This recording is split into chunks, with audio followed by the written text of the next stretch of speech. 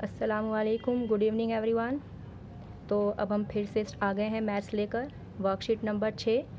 और मैंने आपको वर्कशीट नंबर 1, 2 और 4 ऑलरेडी सेंड कर चुकी हूँ ग्रुप पे, जो कि आपने पढ़ ली है। अब बारी आती है वर्कशीट नंबर 6 की, जो हमें 17 जुलाई को मिली थी, वर्कशीट नंबर 6। ठीक है, वो वर्कशीट नंबर 6 भी आपकी चैप्टर नंबर 2 पॉलिनोमियल से ही ली गई है। पॉलिनोमियल्स को बोलते हैं उर्दू में कसीर रुकनिया, ये आपके चैप्टर का नाम है। अब आती है बात कि उस वर्कशीट का टॉपिक क्या है। तो उस वर्कशीट का जो टॉपिक है वो ये है, relation between zeros and coefficients of a polynomial, यानी कसीर रुकनियों के सिफ़र और ज़रबियों के दरमियान ताल्लुक़। आपको ताल्लुक़ निकालना है किस किस के बीच में, ज़रब के बीच में और सिफ़र के बीच में। सिफ़र मतलब ज़ीरोज़ और ज़रब मतलब आपका कोफिशेंट, इनके बीच में आपको रिलेशन निकालना है, जो कि आपका टॉपिक है वर्कशीट नंबर 6 का। अब सबसे पहले जब हम हेडिंग पढ़ते हैं, हेडिंग में हमारे पास 3 बातें आती हैं। एक तो होता है ज़ीरोज़, एक आता है कोफिशेंट और एक आता है पॉलिनोमियल। मतलब हमारे पास इस हेडिंग में ही 3 बातें आ जाती हैं। एक तो ज़ीरोज़ क्या होते हैं, कोफिशेंट्स क्या होते हैं और पॉलिनोमियल्स क्या होते हैं। हमें जब तक इन तीनों के बारे में पता नहीं होगा, हम इन तीनों के बीच में रिलेशन नहीं निकाल सकते। ठीक है, तो मैंने आपको वर्कशीट नंबर 6 किस चैप्टर से ली गई है वो बता दिया है, और उस वर्कशीट नंबर 6 का टॉपिक क्या है वो बता दिया है।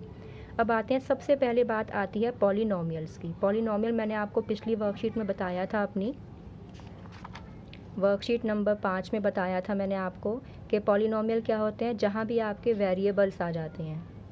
देखो x और y वेरिएबल है, z है, m है, 8 ये t है आपका, ये x है। जहाँ भी आपके वेरिएबल्स आते हैं वो आपका क्या कहलाता है, पॉलिनोमियल कहलाता है। तो ऐसे इसमें हमारे पास देखिए, यहाँ पे वेरिएबल है x, तो यानी ये पॉलिनोमियल है, मतलब कसीर रुकनिया हो गया। लेकिन इस पॉलिनोमियल को जब आप लिखेंगे तो एक प्रॉपर इसका तरीक़ा होता है लिखने का, जिसको हम बोलते हैं स्टैंडर्ड फॉर्म। यानी जो भी पॉलिनोमियल लिखा जाएगा वो हमेशा स्टैंडर्ड फॉर्म में ही लिखा जाता है।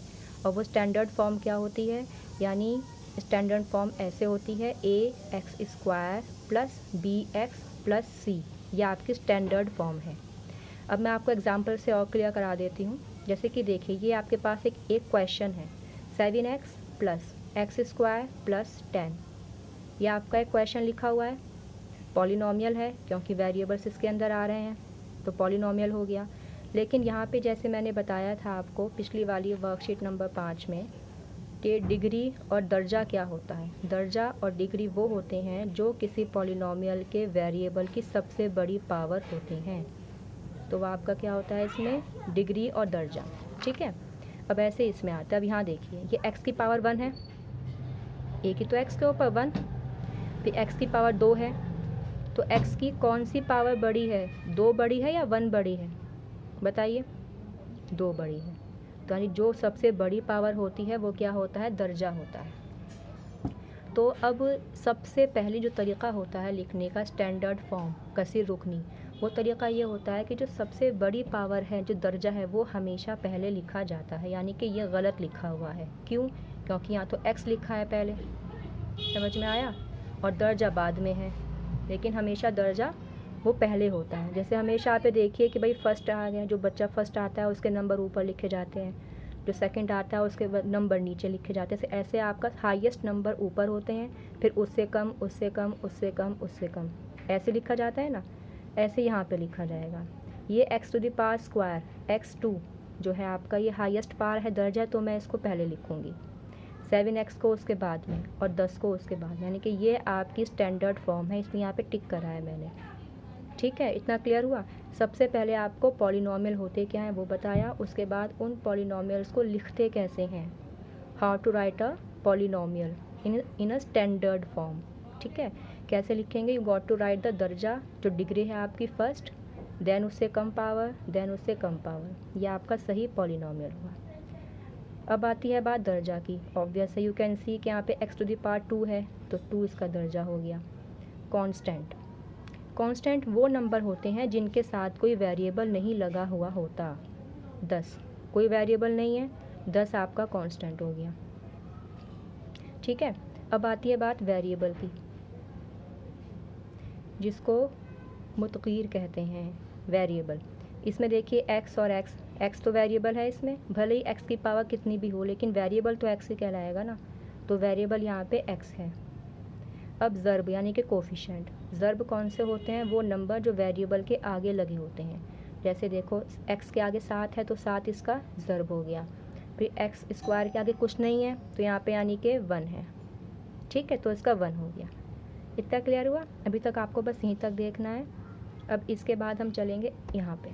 अब देखिए यहाँ पे हमारा पहला एग्जांपल जो दिया है वर्कशीट में वो दिया है verify the relationship between the zeros and coefficients of the polynomial. आपके पास ये पॉलिनोमियल दी हुई है x square plus 4x minus 12, ये आपकी पॉलिनोमियल है, ठीक है। अब आप इस पॉलिनोमियल को इस फॉर्म में लिखिए। देखिए मैंने लिखी है ब्लैक पेन से। पहले तो मैंने ये गिवन पॉलिनोमियल लिख दिया ऐसे ही, यहाँ पे आपका प्लस आएगा, देखिए प्लस है ना यहाँ पे, तो यहाँ पे आपका प्लस आएगा। X square plus 4x minus 12 है। अब इसके नीचे जो आपकी स्टैंडर्ड फॉर्म है वो यहाँ पे लिख देंगे, तो a x square plus b x plus c हो गया। अब जब इसको कंपेयर करेंगे ना तो देखिए ये एक्स स्क्वायर से एक्स स्क्वायर कट गया, सेम सेम है, तो ए कितना आ गया आपका 1 आ गया। यहाँ पे लिख लीजिए चाहे तो आप a इक्वल्स टू 1, ठीक है। अब ये x से x कैंसिल आउट हो गया क्योंकि सेम सेम है, तो b कितना आ गया आपका, b आ गया आपका 4, और ये c कितना आ गया आपका -12, ठीक है। ये आपके नंबर्स आ गए ए बी सी के, जो आप आगे आपका यूज़ होगा इन नंबर्स का। अब आपको सिफ़र निकालने हैं, ज़ीरोज़ निकालने हैं। तो सिफ़र मैंने बताया था आपको अज्जाए ज़रबी तरीक़ा होता है आपका फैक्टराइजेशन, उस मेथड से आपको निकालना है स्प्लिट द मिडल टर्म। अभी मैं एक आगे और वीडियो बनाऊंगी आपकी, आगे को एक वर्कशीट दी है उसमें आपको स्प्लिट द मिडल टर्म के बारे में काफ़ी एक्सप्लेन किया गया है, उसमें जब आप देखेंगे तो आपको और क्लियर हो जाएगा, ठीक है। अभी तो फ़िलहाल आपका क्वेश्चन है x square plus 4x minus 12, इसके आपको स्प्लिट द मिडल टर्म से निकालने हैं। तो कैसे करते हैं, जो आपका ये 12 है जो आखिर का नंबर होता है, इसको पहले नंबर से मल्टीप्लाई करते हैं। यहाँ तो कुछ भी नहीं है, 1 है, तो 12 को जब 1 से मल्टीप्लाई करेंगे तो 12 आएगा, ठीक है। जब आप 12 से मल्टीप्लाई करेंगे तो 12 आएगा, फिर आप 12 के प्राइम फैक्टर्स करेंगे, तो 2 6 ज़ा 12, 2 3 ज़ा 6 और 3 1 ज़ा 3, ये आपके प्राइम फैक्टर्स आ गए।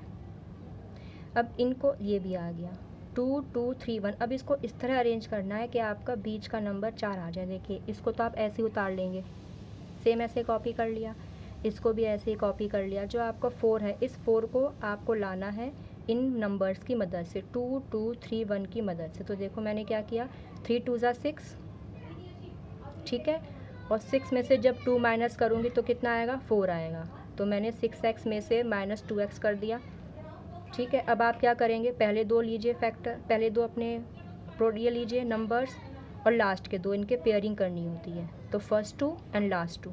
फर्स्ट 2 में से देखिए x यहाँ भी x यहाँ भी है, तो you can take x as a common, x common ले लिया। अब यहाँ पे x के 2 थे, एक बाहर ले लिया तो एक ही तो बचेगा अंदर, प्लस का प्लस।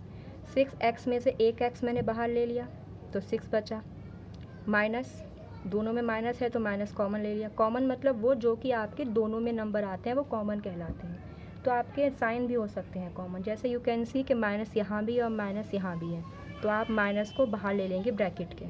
फिर अगेन यू कैन सी कि 2 यहाँ भी है, और 12 का जब टेबल पढ़ेंगे तो 2 6 ज़ा 12, 2 इसमें भी आता है, तो आपने 2 यहाँ फिर कॉमन ले लिया। अब जब ये 2 कॉमन आ गया तो x बचा, x अंदर लिख दिया, ठीक है। जब माइनस आप बाहर ले चुके हैं तो यहाँ प्लस बचेगा, क्योंकि 2 ही साइन होते हैं, प्लस या माइनस। अगर आप प्लस बाहर लेते तो अंदर माइनस बचता, ठीक है, और जब आपने यहाँ माइनस लिया है तो अंदर प्लस बचेगा।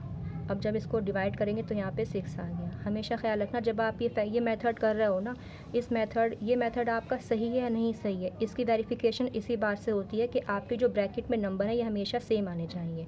देखो यू कैन सी हियर कि x + c is coming, x + 6 is coming here, और सेम यहाँ पे x + 6 यहाँ भी आ रहा है, मतलब हमारे पास दोनों ब्रैकेट सेम है। इसका मतलब we are doing correctly this method, हम इस मेथड को सही कर रहे हैं। अगर दोनों ब्रैकेट आपके गलत हैं तो इसका मतलब आपने गलत करा है। आगे मत बढ़ो, पीछे जाके एक बार चेक कर लो क्या गलती करी है। अब x + 6 आपका कॉमन ले लिया, और x - 2 एक ब्रैकेट में आ गया। ये आपके फैक्टर्स आ गए प्राइम फैक्टराइजेशन मेथड से। अब आपको क्या करना है, इस पहले ब्रैकेट को 0 के इक्वल रखना है। यहाँ से x की वैल्यू आ गई 2, फिर दूसरे ब्रैकेट को 0 के इक्वल रखना है। यहाँ से x की वैल्यू आ गई -6। देखो मैंने